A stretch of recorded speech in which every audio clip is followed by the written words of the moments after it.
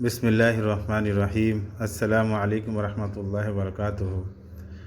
آج جو واقعہ ہے یہ حضرت عمر رضی اللہ عنہ کے بارے میں ہے۔ حضرت عمر رضی اللہ عنہ کا اپنے بیوی کو بچے کی پیدائش کے وقت میں لے جانا۔ امیر المومنین حضرت عمر رضی اللہ عنہ اپنی خلافت کے زمانے میں بسا اوقات رات کو چوکیدار کے طور پر شہر کی حفاظت بھی فرمایا کرتے تھے۔ ایک مرتبہ اسی حالت میں ایک میدان میں گزر ہوا، دیکھا کہ ایک خیمہ لگا ہوا ہے جو پہلے وہاں نہیں دیکھا تھا۔ اس کے قریب پہنچتے تو دیکھا کہ ایک صاحب بیٹھے ہیں اور خیمہ سے کچھ کراہنے کی آواز آ رہی ہے۔ سلام کرنے ان صاحب کے پاس بیٹھ گئے اور دریافت کیا کہ تم کون ہو؟ انہوں نے کہا ایک مسافر ہوں، جنگل کا رہنے والا ہوں۔ امیر المومنین کے سامنے کچھ اپنی ضرورت پیش کرنے کے اور مدد چاہنے کے واسطے آیا ہوں۔ دریافت فرمایا کہ وہ خیمہ میں آواز کیسی آ رہی ہے؟ اس صاحب نے کہا میاں جاؤ اپنا کام کرو۔ اپنے اصرار فرمایا کہ نہیں بتاؤ، کچھ تکلیف کی آواز ہے۔ ان صاحب نے کہا کہ عورت کی ولادت کی، بچے کی پیدائش کا وقت قریب ہے، درد کے وجہ سے آواز آ رہی ہے۔ حضرت امیر المومنین رضی اللہ عنہ دریافت فرمایا کہ کوئی دوسری عورت بھی پاس ہے؟ انہوں نے کہا کوئی نہیں۔ آپ رضی اللہ عنہ وہاں سے اٹھے اور مکان تشریف لے گئے اور اپنی بیوی حضرت ام کلثوم رضی اللہ عنہ سے فرمائی کہ ایک بڑے ثواب کی چیز مقدر ہوا، قسمت سے تمہارے لیے آئی ہے۔ انہوں نے پوچھا کیا ہے؟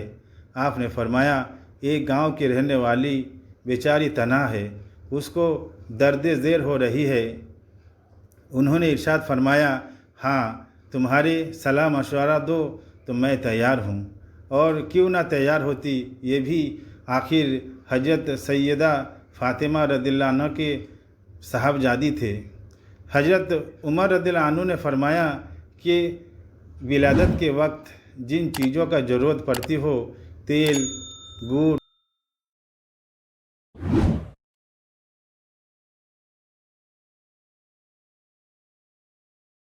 اور ایک ہانڈی اور کچھ گھی اور دانے وغیرہ بھی ساتھ میں لے لیا، وہ لے کر چلے۔ حضرت عمر رضی اللہ عنہ خود پیچھے ہو لیے۔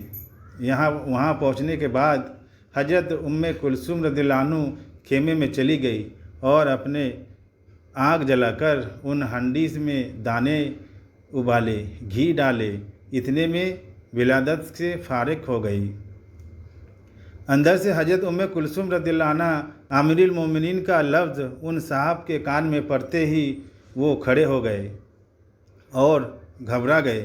آپ نے فرمایا گھبرانے کی بات نہیں، وہاں کھڑی ہانڈی میں سے پاس رکھ دیے، اس عورت کو بھی کچھ کھلا دیں۔ حضرت ام کلثوم رضی اللہ عنہ نے اس کو کھلایا، اس کے بعد ہانڈی باہر دے دیا۔